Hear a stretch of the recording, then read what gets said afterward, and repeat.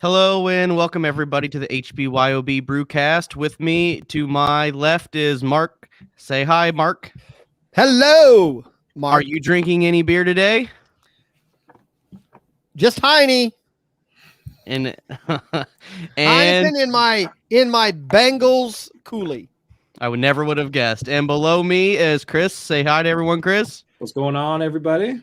Any handles or shout outs for your fantasy football or fantasy sports that you do?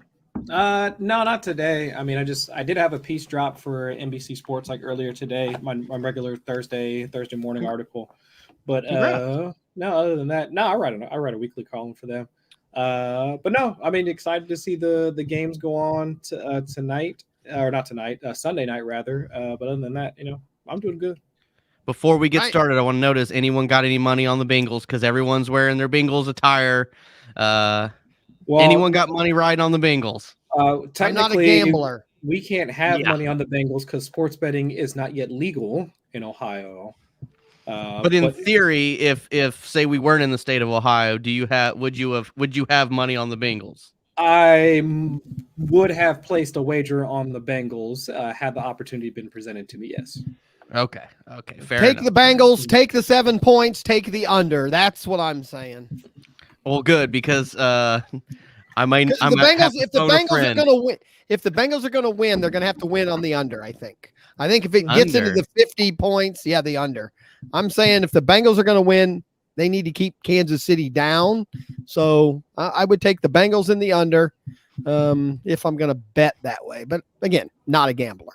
Not a gambler. Not me neither. Never. Not a gambler. Not financial advice. Right. Welcome to the show. Are you drinking anything today, Chris? Water. That's what I'm drinking. Water. Are you on a dry January or just past couple times that haven't catch on? Yeah, I'm training I'm doing the Chicago Marathon in October. So I'm trying to get on a better getting better eating habits. I just ran a 10K on Saturday morning just to get my body back into doing like long distance runs. So yeah, trying to get as much, like I'm up to not a gallon every day, but water. Yeah. Jeez. Do you have any time outside the restroom? Not a lot. I tried a gallon of water without barley or hops. Yeah. Just no barley or hops in that gallon. Pure water, man. Yeah. I tried that because I had like a headache that lasted for like 3 days long, and so I just drowned it out with water. And I swear I was in the restroom more than waking up in the middle of the night. That's all I was doing was getting rid of what I put in me. They say you borrow beer, but you truly just borrow water. Oh yeah. Wait till you two get old. Yes, right. Bread makes you pee when you get old, so it doesn't even matter. Doesn't. I was told that cats don't even need to drink water. Yeah, I might have to take a break before we're done here in 30 minutes. But oh my gosh. Hey, what can I say? Well, now that we know who we're rooting for football wise and everything, I just want to say hi to everybody. Today's topic's going to be basically kind of like the future of home brewing. We got deep into the conversation last week, so we said we were going to save it we got deep into the podcast last week that we did it, so we wanted to take a break and visit it today. So, Chris, do you kind of want to recap kind of what we started to go into last time we were together?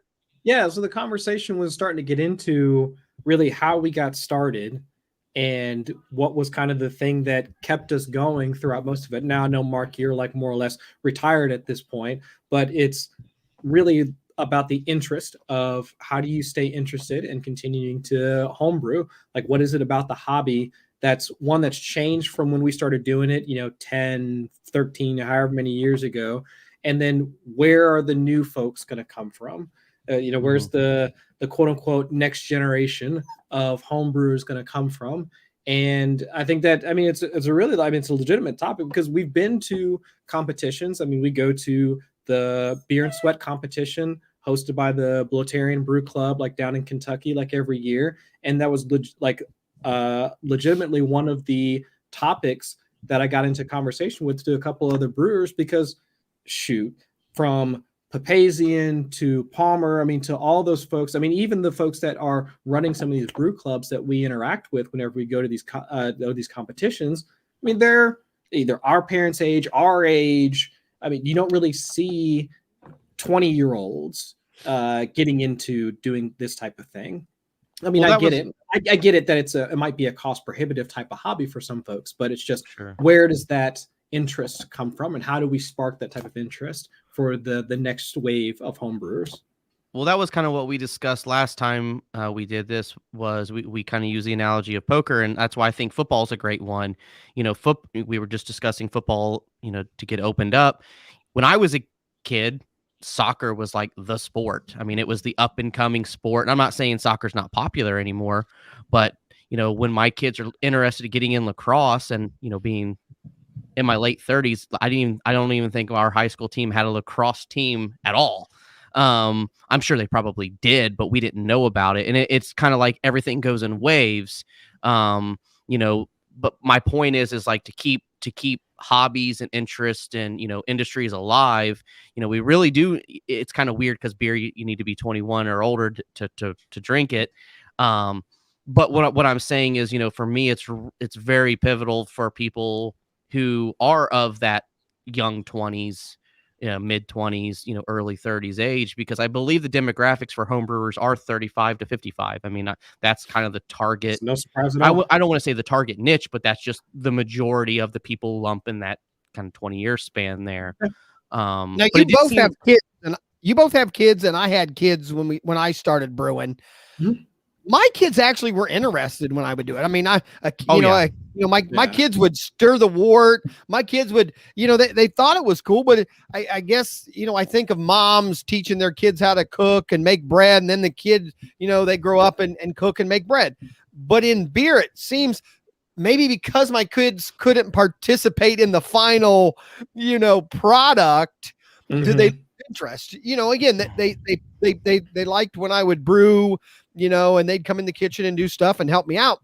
But obviously, as they got older and I brew more, they got less interested. But again, there's no final product, obviously, that they can participate in.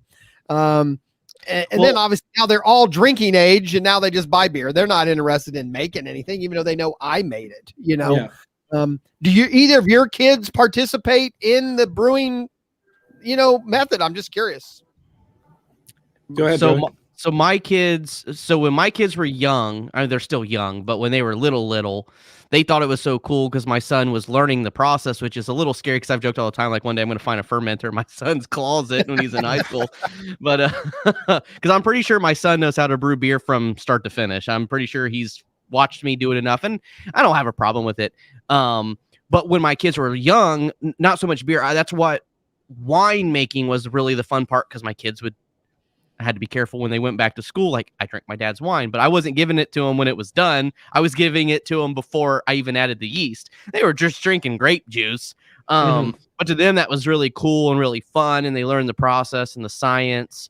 We were discussing at the dinner table, I think last night, just kind of like overall, you know, the science of, you know, how I've always kind of been interested in good in science, just because it's always interested me. And beer definitely kind of is into that role. I had a customer today who's going to, I forget what college he says to, but he's taking a college class. He bought a bunch of different 1 pound bag of hops because whatever he's doing with his college class, he's taking a brewing class. And so like, there's definitely different opportunities for people to take, you know, classes, and of all times now would be a good time for younger people to get into it. Cause like I said, I'm not saying soccer isn't, you know, popular anymore, but it just doesn't seem like in my town that I live in, soccer, like when I was a kid, more people played soccer than they played football. You know, nowadays I would say certainly more kids play football than they do soccer nowadays. And maybe that was just because I played soccer and I played football, so it seemed that way to me. But my point is as we progress forward, you know, like I said, I don't believe soccer or brewing, or we discuss poker, is necessarily going to be possibly as popular as it is today, because as people get older, we talked about that on the last podcast, as people get older, you know, brewing is a little labor intensive. You know, you are lifting 50 plus pounds more than once in a day. So it is something that I don't want to say you grow out of, but just realistically, it's probably not something you're going to do in your 70s and 80s. So I think it makes sense at the age of 35 to 55, because one, you would basically have more of the means to get into the hobby. You've got kids and, more spare time to do things that are fun on the weekend. But it seemed like, I mean, Chris, did me and you ever go to any of the brew outs together when we first started home brewing? I know I went to a handful of them. No, I don't think I ever went with you to one of those. It sounded like it would have been a good event to go to, but I never went. Same thing like we were talking about. I remember when I first got into homebrewing, I was probably like 24, 25, somewhere in there. And they would have brew outs and we'd discuss about how, classes aren't as much anymore. And they would be packed with people. And I would say actually a fair amount of people were in their 20s. Like I said, but my point is like we've all just kind of migrated forward and it just doesn't seem like it like even just customers that walk through the door, I just don't seem like I see nearly as many people who are young anymore getting into the hobby, even from like the early days of being here. I remember when I first got here, I'm like, I didn't think I'd ever even have to think if someone wasn't 21 years of age or older, that you would consider getting into the hobby. But it just seems like, is that part of it? I mean, like I said, if you're a coin collector, if you're a dad and you're a coin collector, you feed your kids a couple coins to get them involved. If you're a stamp collector, you give them a few of your stamps to get them involved. Is that part of the problem because this is alcohol, at the end, is that part of the gap stop? Meaning, parents don't even pass this down, to a child because, again, they can't really participate until they're 21, and by that time they're not interested in doing dad's hobbies. Well, I think one is just obviously our kids' generation is more of an instant gratification generation, and let's face it, if you're in brewing, you're in the wrong hobby. If you're looking for instant gratification, homebrewing might be one of the worst hobbies you can get into because even if you use all the modern skills, you're not drinking beer for minimum 4 days. I mean, and that's even breaking every homebrew rule known. Right. But that's forced. It can be accomplished, but realistically, like I said, I don't know if it's our kids' generation now want to come and buy a beer kit and go home and drink beer that night, and because they can't do that, even like we discussed Mr. Beer Kits, even with a Mr. Beer Kit, you're never going to do that.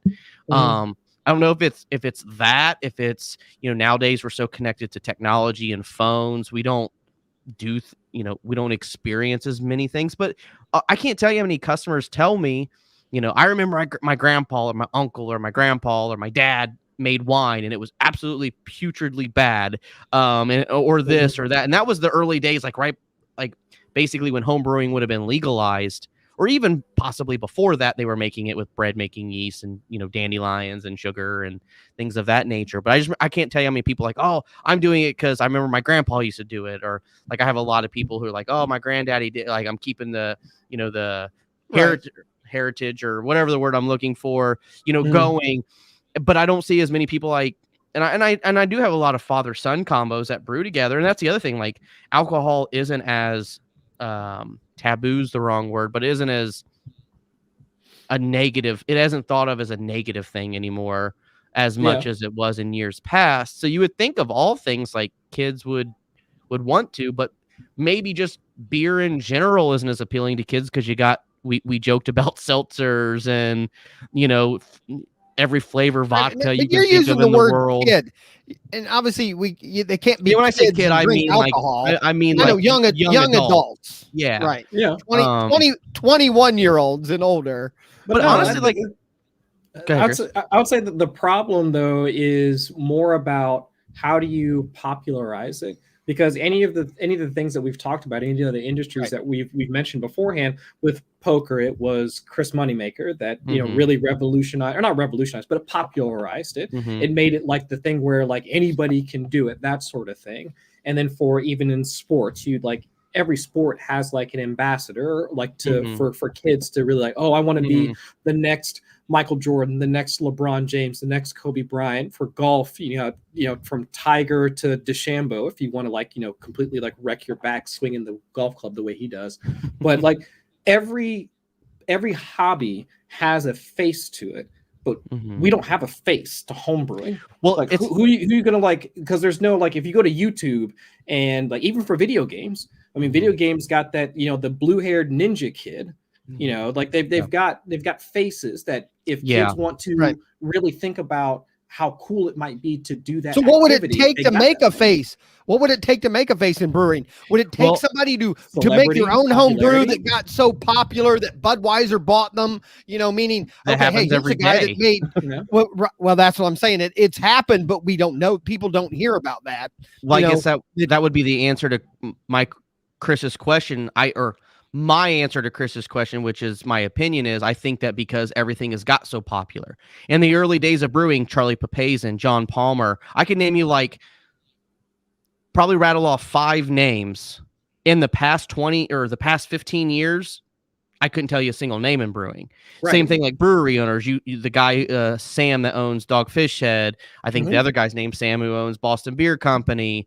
Those were the faces of those businesses. Well, now that you have thousands of breweries out there, people are so washed into this huge pool of people. But that's at the business side. But that's on the business. I agree. That's on the hobby itself. But I don't think home brewing, I remember in the early, because we were discussing watching YouTube videos, I could rattle off 5 people I religiously watched on YouTube and followed and same thing. But all of those YouTubers now are bought and paid by the brewing industry. It used to be when I watched Craig Tube, when I watched Basic Brewing, when I watched all of those things, they gave you honest opinions because they weren't bought and paid for. And so maybe that's the issue is, I don't want to watch a YouTube video because I did something not too long ago. It was a smoker that I bought. I bought it a pellet smoker because I watched a guy's videos and he, it was blah, blah, blah, this and blah, blah, blah, that. And come to find out, I'm like, man, this just isn't turning out the way I want it to turn out. This guy, said, it's the greatest thing since sliced bread. And then come to find out, the guy who is reviewing the smoker is being paid to review it by the people who make the smoker. Of course, he's not going to shit on the smoker because he's getting paid to review it. And now I have back to my beer reviewers I would watch or say, hey, I will tell you, people pay me to review their products. But if I don't like the product, instead of me saying something negative, I just choose not to review it at all. I will reach out to the manufacturer and say, but that's not helpful either. If you don't like something, you need to tell us that too. That's the problem. I agree. Fair enough. But what I'm saying is, I think to potentially make that work, we need to have one, because there's so many people out there. It would be great to have somebody who did create a non-biased YouTube channel. But unfortunately, I know how much work, if you're not paid for, if you're not getting reimbursed for your time, because YouTube nowadays to be at the top of the search bar takes just an insane amount of your time. You've got to be paid to do it because you're taking time away from your job, from your family. It used to be like I said, the early days of YouTube when, you couldn't post videos longer than 10 minutes, when there was only you had 5 people who were reviewing products that weren't paid. They made it to the top because they weren't washed out by millions of other YouTubers. So those people could give you an honest opinion and they could get paid for just strictly clicks on YouTube, even if they said, I hate this product. It sucks. Right. I will never use this again. Nowadays, if you watch a YouTube video, 9 times out of 10, that person is not being paid by YouTube because YouTube has so many rules. Like right now, I think I might have cursed once or twice now. YouTube's not going to monetize me. Yep. I'm demonetized. Back to, I don't do these videos to make money directly through YouTube. Obviously, hopefully I can get out to my audience. But my point is, the only way, in my opinion, you can make money on YouTube is to let other people, whether it's a game app or a brewing app or a brewing piece of software, pay you to have an opinion. And it's just the facts. And so I don't feel like, go ahead. Well, now then let's take it a different direction then. Meaning, so both of you obviously brew more now than I do, but even when I brewed, I didn't get other people involved or anything like that, which obviously that's the way most hobbies grow. Fantasy football obviously is one me and Chris are involved in. I'm always trying to recruit people to play, but that's my point. As 2 people who brew regularly, and I think we kind of hinted on this last show, and I think both of you said the same thing. Neither one of you have really taken, friends or anything like that and said, hey, why don't you come brew with me today, other than you 2 together. But that's the point, to grow the hobby. don't we as people that are in the hobby have to take a little responsibility to say, hey, I know Bob over here drinks a lot of beer, maybe he'd want to come and brew with me today just to get an idea how simple it is and or how much fun it can be. Is that a step that's not happening either? Are most brewers concerned about just get the final product done? They're not really interested in growing the hobby. Well, go ahead, Chris. I'm sorry. I was gonna say I invite people over to my house in order, like when I'm brewing all the time. It's just it's the length of time. It's like, hey, do you want to come over and hang out over at my place for 5-6 hours? And doing this activity that you don't have a ton of really background information on. So it's still a time issue, not just how long it takes to make it, but also the time it takes for it to actually become beer. Right. Well, one of the things let's face it, in the past 2-3 years, we don't hang out with each other like we used to. We just don't. That's one variable. And the second variable is back to, it's the same thing. Like, we try to keep we rarely do it, but we try to keep our podcast under 30 minutes because we know people's attention span doesn't last longer. 30 minutes might even be a stretch. So even if we were to say, hey, I'm going to broadcast my brew day on YouTube, join in for the next 5 hours where you sit and watch me, ain't nobody got time for scratch my side while I sit and wait for my beer to come to a boil. There's no entertainment value in that. None. Right. There's been a lot versus they can just go and buy the stuff. That's the other thing. It's also simpler to buy craft beer now than it was for us. Well, so I'm assuming that does take away of some of the people going, why would I want to make beer anymore when I can go buy good beer? I know. And I can't think of the guy's name. It's driving me crazy now. What was the dude's name? There was a guy. He was on Big Bang Theory a few times. He's a famous person. He's been in a lot of movies. Anyway, he did brewing videos with the crew from, I think, Northern Brewer, maybe. I forget who he did it with, but he did brewing videos with, I can't think of his name. If anyone's watching and they know, let me know. Is he who's the most famous brewer? Is there a I don't take this. Chris not a brewer who's famous, but who's the most famous person who is a brewer? That's my point. That's my point. So Netflix had a series about a brewery. It was absolutely horrible. Someone who's completely in the beer industry.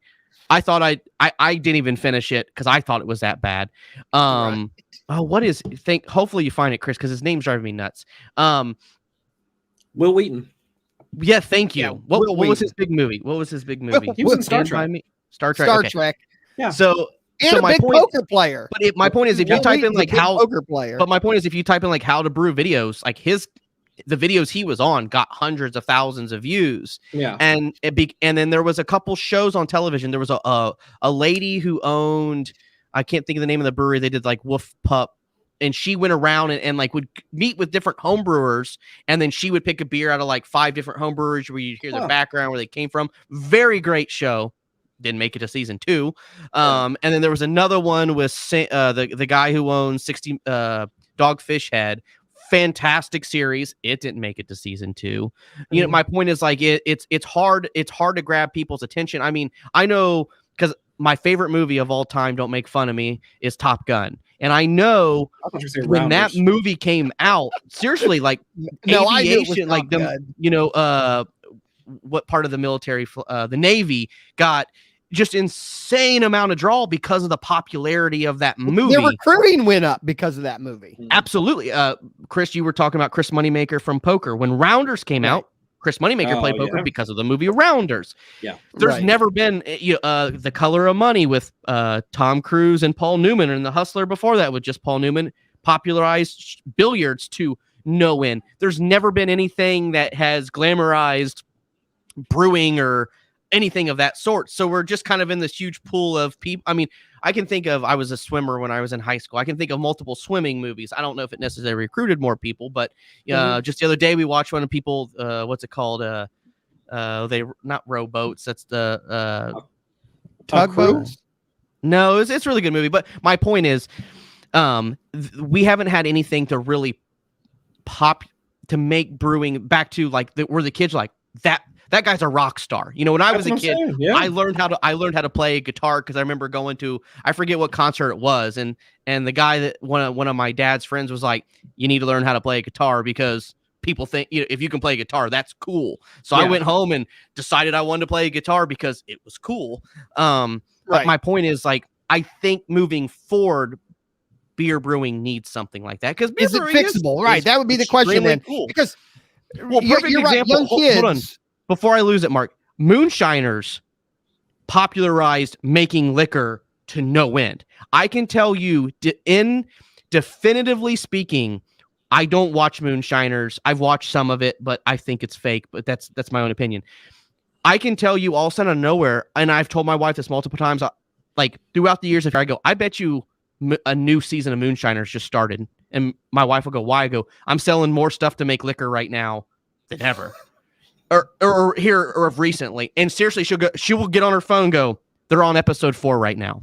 Yeah. Swear to God. Because they'll start playing reruns and doing all that, and everybody decides they're going to start, making liquor. And I don't have any bias to, when we won't discuss legality and things like that. I don't judge anybody for what they want to do. But my point is, back to moonshiners popularizes making liquor. It just does. Yeah. And so people come in here and get the raw ingredients and everything. It's back to, I've done this long enough. I can tell by the ingredients being used more than likely what you're going to use it for. And like I said, I don't judge anybody. If you make liquor, by all means, we need a home brewing show where me and you yell at each other for 35 minutes. Yeah, like Orange County Choppers, right through chairs at the wall. Yeah. I mean, I'm already built emotionally to be able to do it. So I'm like halfway there already. Well, because now, again, and I have it written down for next week, because my topic, I thought for next week, or maybe even this week, if we ran out of time, obviously that's not going to happen, was, how to create a recipe, meaning right from scratch, meaning if you want to go, I don't want to look at anybody's recipe. I'm going to say, okay, let's do blah, blah, blah, blah, because I want to come up with this. And we'll, next week, maybe we'll go that direction, or 2 weeks from now, of how do you come up with your own recipe. But that's my point. You're right. Kids, well, anybody, you can't watch a new movie. Any movie made today starts the same way. The ending starts at the beginning, and then they say 20 years before. Meaning they show you the end of the movie, then they go back 20 years, because kids want to know the ending before they put up the next, hour and 45 minutes to really find out, and brewing does not fit that category. It is not a long term. Which is so weird. How do we solve the problem? Well, that's it. So, to me, that's the question. What's weird is, like, the early days of comedy, it was all one-liners. I was listening to Andrew Dice Clay the other day, something like, all one-liners. Nowadays, it's storytelling. All the great comedians now will tell you a 45-minute story and have, like, it's funny throughout the story, and then they say thank you, good night. They basically come out and tell you one long story for their whole special. So it's weird. In comedy, they figured it out. They realized, you can throw the one-liners out there, but that's only going to that makes you funny, and you are funny. But to really get a long-term audience, you can't just. Mitch Hedberg's my favorite comedian of all time, and he was nothing but one-liners because he had too much stage fright to think of anything longer than that. But my point is, like, nowadays in comedy, the comedians that we know of today, like your Dave Chappelle's and all of those are the comedians that are great storytellers. They are great storytellers. That isn't instant gratification. So it seems strange to me that, like, in the days of TikTok and YouTube shorts and all of that, like, we're programmed to, like, if you can't captivate someone in 10 seconds or less, you lost them, because we just want to keep flipping through every single, topic. And YouTube and TikTok and all those are pretty good at going, hey, he likes beer making stuff, so we're going to keep throwing him these 10-second videos of beer making. But moving forward, I think the best way to do it would be, I know Sam Adams did it, and we were discussing it. We would really like to do a competition that not only the winner, wins, gets the beer on tap, but we get to distribute it to, grocery stores and the gas stations and all of that. And also, it would be great to do, because I had someone come to me. I was in the news.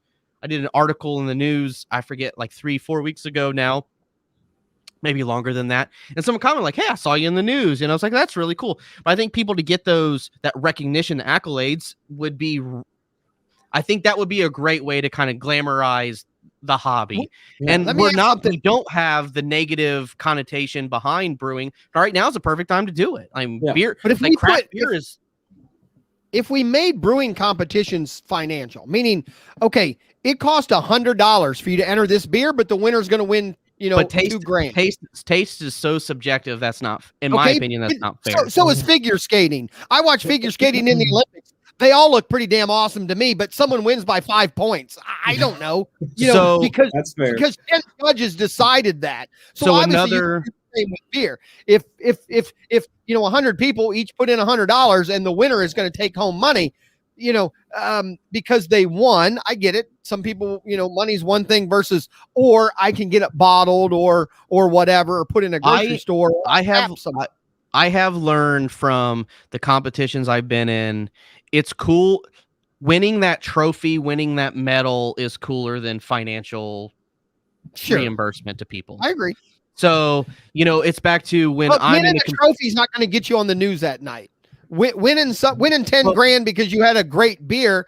Yeah, maybe the news puts you on that night. But my point is, if I'd like to make a good beer and win 10 grand. You can have the news come. If you can have the news or reporters or bloggers or whatever the right way to do that is these days, come out to your competition to take a picture with the winner, and then they do a write-up on how the beer is going to be available, where it's going to be available, when it's going to be available. One, it's great publicity for the brewery, and two, it's awesome for the brewer. Yeah.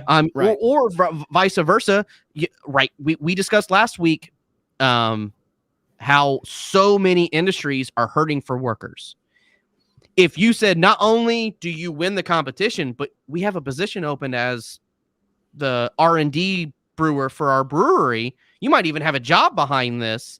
And most of the people I know who do that for breweries don't necessarily trade their time for, they trade their time for money, but for them, it's more of they take a lot of pride. That's my beer on tap. I created that recipe. I also know the news media, I don't want to word this a weird way. The news media is easier to manipulate than most people think. Meaning a slow, knows that. Well, but a slow news day or two. If you call the news people and say, "Hey, I'm just letting you know we're having a big competition this weekend, and we'd love a little coverage if you guys want to come. It's a bunch of local brewers and they're trying to win to get their beer on tap." I could see that being a news, not the word, not, I know, just one of those little snippets that you would see at the news, but if I had to guess, most of the competitions you guys have entered, no one bothered to contact media to let them know that it's going on. That's what I'm getting to. I absolutely feel like that is the step I think that we're missing. Because are you going to do that for I know you had a competition last year that got a lot more things. Is that something this year you might do? You might call channel blah, blah, blah and say, "Hey, I'm having a local brewing contest here with a lot of our local people. It'd be nice if maybe, would you guys be interested in covering it for, a few minutes?" Well, I think it's even, like I think I don't watch the news, so that's I see crazier shit on the news. Let's go that way. I see crazier shit on the news. Well, that's what I'm saying. I feel like right now is the golden era. I don't feel like we're getting the young recruits. That's where we ended last podcast. I don't feel like we're getting young recruits like we were. And the way to do it is back to we all of the analogies of Tom Cruise, got people wanting to get into the Navy, and Tom Cruise, we mentioned Tom Cruise twice, got people into shooting pool, and Matt Damon got people into playing poker. All of those things are true. And nowadays, do they even make blockbuster movies anymore? It seems like Netflix makes their own movies and everything now. Just things have dramatically changed. But I think the biggest thing ever is where you make it to where, like I said, even nowadays, rock is dead. So to say you make someone a rock star is even a bad term.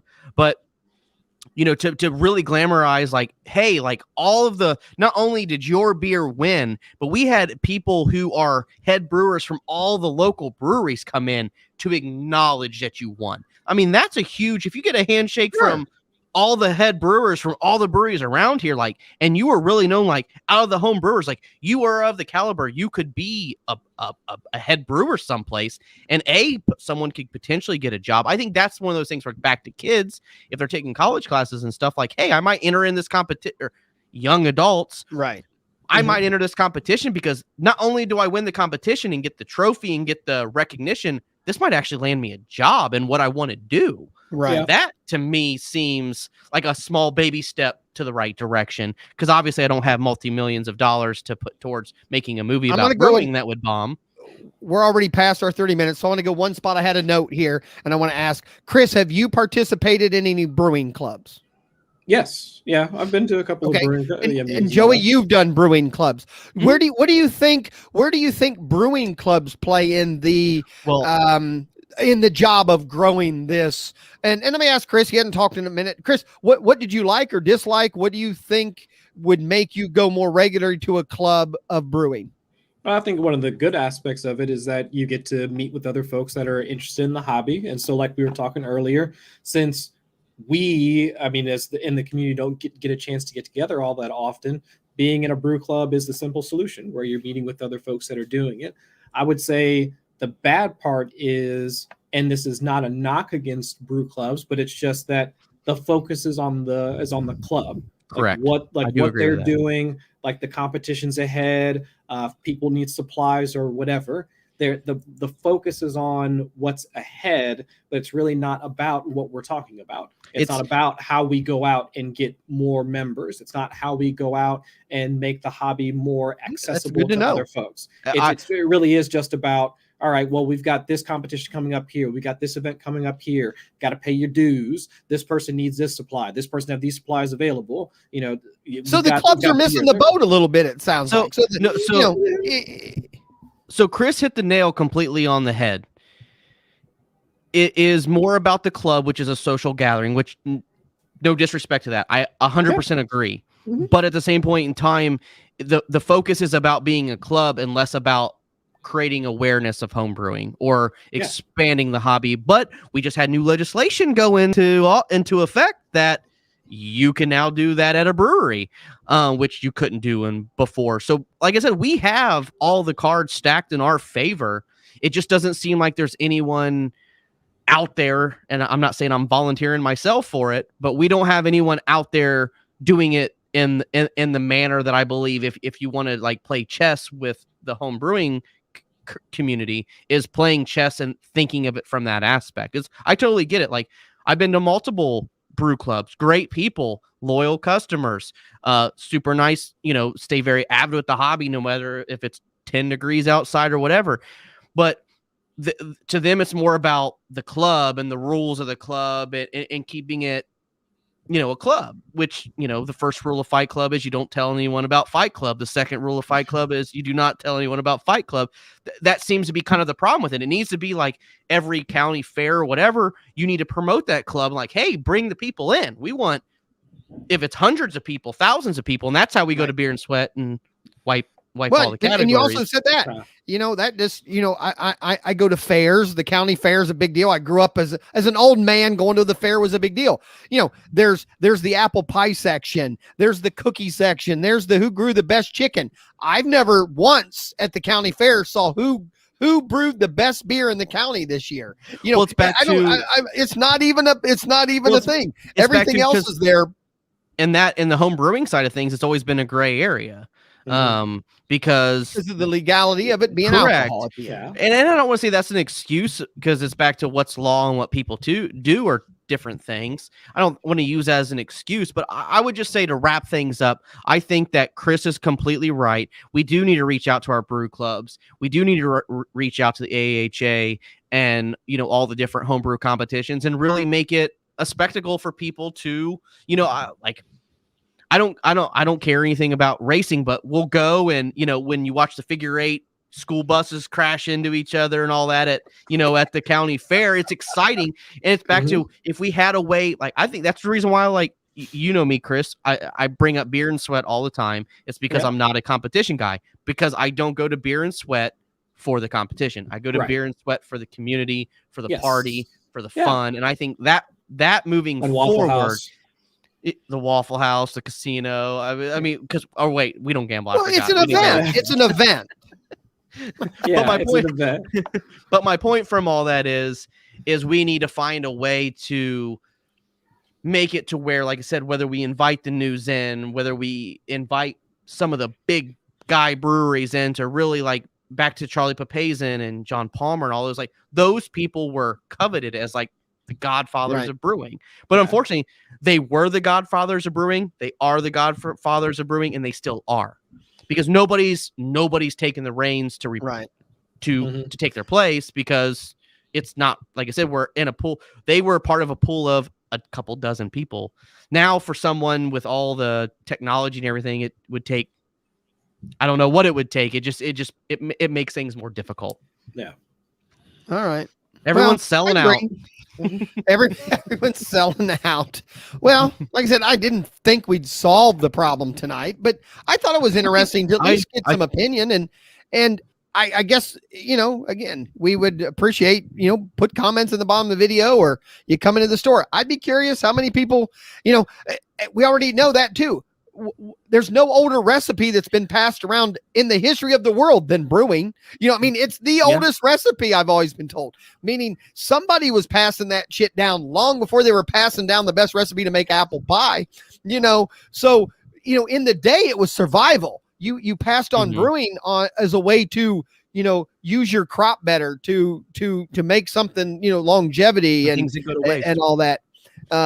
So, it was much more important, but, one of my favorite, one more question is for you, because I think your child's the oldest. When your kid gets closer to the age 21, okay, Chris, yours, either one. When both of your older kids get closer to the age 21, will your wives let you say, hey, you know what? They're going to be 21 in a couple of months. We're going to brew a batch of beer so that when they turn 21, they can have their own beer they made. Meaning, is that something even your spouses would go, yeah, no, I'm not, I don't think I want my kid brewing beer so when they turn 21, they're drinking their own beer.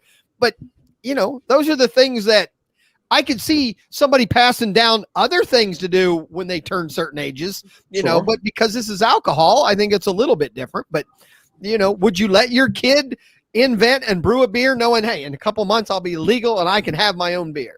Yeah, if that's what she wanted to do. But she's like her mother's, that they are she's like, they do more like Christina likes more like sweet wines, seltzers, and all that. And not to say that Haley is interested in alcohol at this point in her life at all, but I'm just saying she just leans more in that direction. I mean, because she likes more like the fruity type of stuff. So I wouldn't really see her being. And the reason I say that, I know when kids are 15 and a half, they're looking at cars already. They're gonna practice driving a little bit. Are you kidding me? Kids don't get their driver's license until they're 18 now because they're too lazy to take driver's classes. Your kid already has his car and he's 14, so I know that's different. All right, Joe, you gonna let your kid brew a beer when he's almost 21? Be ready. I'm pretty sure we've already done that, and he's 14. Yeah. The difference is between a sip and a beer, but yeah, absolutely. Back to at his graduation party. I think it'd be fun to throw something on tap, or graduation from college. We'll get that right. His graduation from college party. I'd have absolutely no problem. A beer we collaborated on, throwing it on tap, and him and his buddies enjoying it. Well, that's what I want to talk about next week. Or 2 weeks from now. Next show, I want to talk about how do you come up? Where do you start when you want to come up with your own recipe? So we'll get into that next time. Meaning, I might have to do a little homework on that one. Well, I'm just curious. Obviously, I'm just curious where you start. If you want to, come up with something. Okay. Anything going on quick before we leave? Because we do this for your store. Anything going on this week? Is everything back to normal hours, blah, blah, blah? Anything new and exciting? No, just keep on trucking along with this popular stuff's in stock. Cold weather being out here. Get your electric brew system so you don't have to freeze your butt outside. Brewing, you can brew indoors. You don't have to worry about your pipes freezing, anything like that for your wort chillers outside. So we're all stocked up on all of our electric brewing systems. So that'd be my only supply chain. No supply chain problems as far as this week. I would say it's no different than usual. Now, before wort chillers, raise your hand if you've ever taken your wort and set it in a big pile of snow to cool down. I've done that more than once. I have taken my big pot and set it outside in a big thing of ice. I did it once, and 2 hours later said this is ridiculous and took it inside and put a wort chiller to it because it does not work as quickly as you think it will. The snow around it just melts and then it just sits there steaming. Yeah. I've never done a wort chiller, so I've done snow drifts though more than one time. So all right, well, we will wrap it up. All matter of what you know. we will wrap it up because I'm sure this 30 minutes went longer. But 2 weeks from now, I think we're going to try to get on a every other Thursday regiment because that seems to work out for Mark and Chris best. So I would like to say, Mark, you want to shout out anything before we get off here? Appreciate your time. Who Day, go Bengals. Chris, how about you? Shout out to actually a company I want to talk with you about, Joey, a 32-bit. It's a startup company I've just joined that does some online content, whether it be movies, video gaming, different hobbies and whatnot. Shout out to 32-bit. Check them out, 30, the word to TWO bit. Check out the content we've got going on over there. I'll be contributing there over the off season. So yeah, go and check them out. Awesome. Thank you guys so much for your time, and we will see you 2 weeks from today. Peace. Good night.